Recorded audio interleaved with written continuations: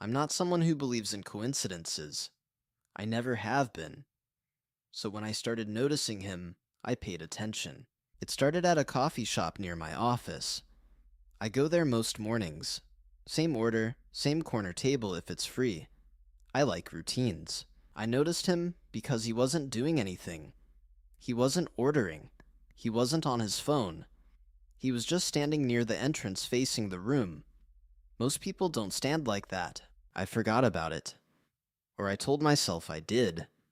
That was a Tuesday. The following Friday I was leaving the gym. Late session, maybe 9 at night. And he was there. Same man. Standing outside in the car park near the entrance. Not going in, not going anywhere. I told myself it was a coincidence. We probably just lived near each other. It's a city. People overlap. A week later, a friend sent me photos from a party I'd been at the weekend before. I was scrolling through them when I stopped. He was in the background of one of the photos, standing alone near the wall, not talking to anyone, looking toward the camera, toward me. I called the friend who threw the party, asked her who he was. She had no idea. Said she didn't recognize him and hadn't invited anyone matching that description. 3 locations. A coffee shop I went to every day, my gym on a Friday night, a private party at someone's home. He had no reason to be at any of them. I started watching for him, which I know sounds like the wrong response, but I needed to know if I was imagining it. For 2 weeks, nothing. I started to think I'd built something out of coincidences. That's what you want to believe. It's easier. Then one evening, I was home. I just got back from the supermarket. I happened to glance out my front window. He was across the street, standing under a tree looking directly at my building. I live on the 4th floor. I don't know if he could see which window was mine. I don't know how long he'd been there. I watched him for 20 minutes. He didn't move. I turned off my lights so he couldn't see me watching. When I looked again 20 minutes later, he was gone.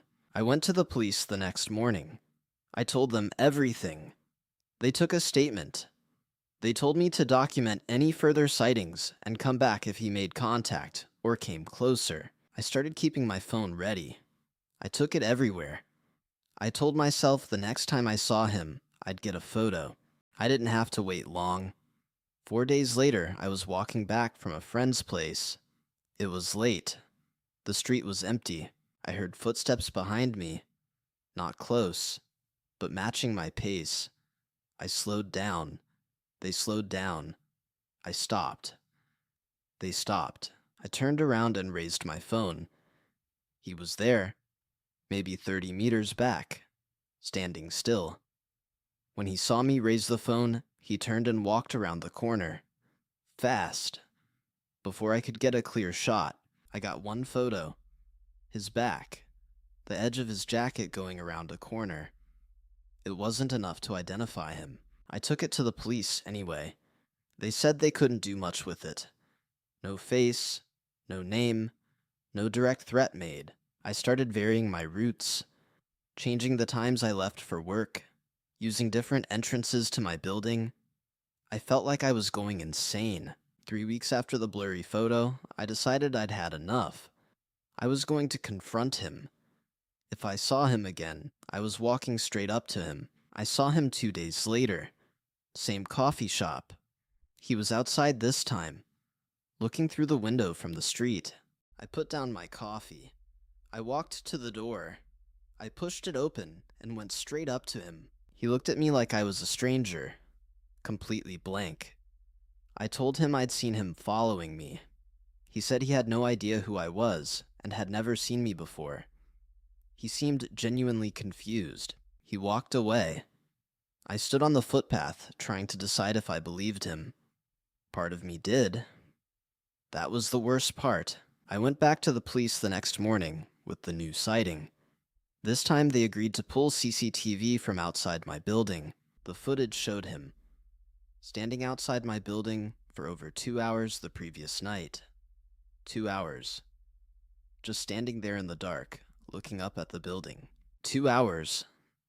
While I was inside thinking I was safe, while I was watching TV or making dinner or sleeping, he was down there, looking up.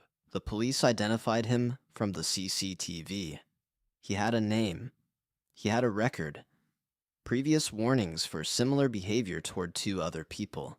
Different suburbs. Different years. He was issued an intervention order. Prohibited from coming within 200 meters of my home, my workplace, and the coffee shop. That should be the end of it. That's where it should stop. But intervention orders are pieces of paper. I moved apartments 4 months later. New suburb, new routine.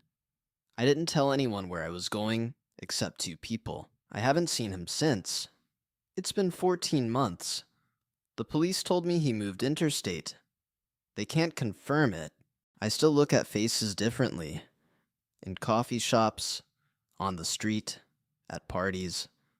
I notice who isn't doing anything, who is just standing there. Because what I learned is that by the time you notice someone watching you, they've already been watching for a long time. You only ever catch the tail end of it. How many times did I walk past him and not notice?